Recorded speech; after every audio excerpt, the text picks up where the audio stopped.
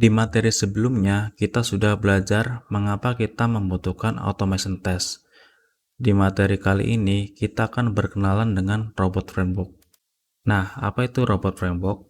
Robot framework adalah kerangka kerja untuk membuat automation test. Dikembangkan dengan bahasa Python oleh PK Clarke pada tahun 2005 dan dioperasikan di bawah lisensi Apache 2.0.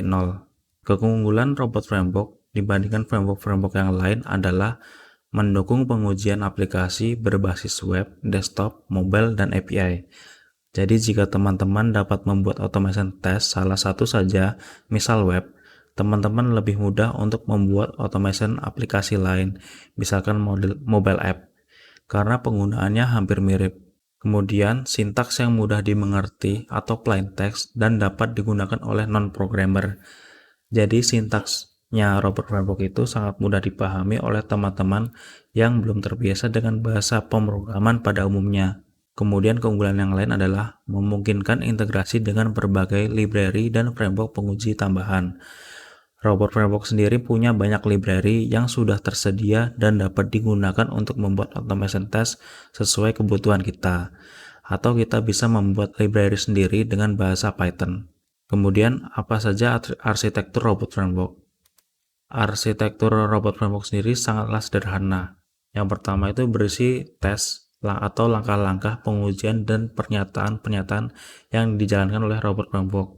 Misalkan dalam contoh screenshot pada slide ini ya. Yang pertama itu dalam test case verify sukses login to Orange SRM.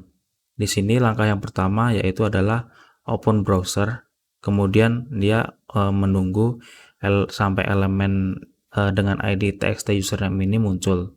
Kemudian adalah library. Seperti yang kita singgung tadi, library adalah kumpulan kode Python atau eksternal yang menyediakan fungsi-fungsi tambahan untuk pengujian. Lalu gimana caranya menginstal robot framework?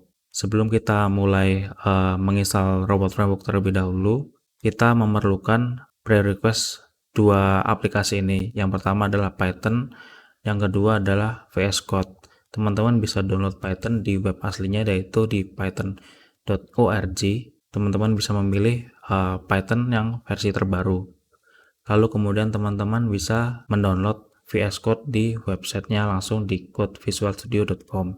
Kemudian untuk instalasi library-nya sendiri, teman-teman bisa menggunakan terminal. Bagi teman-teman yang menggunakan Windows bisa menggunakan CMD atau command prompt dengan sintaks seperti ini. Misalkan untuk robot framework yang pertama ini pip install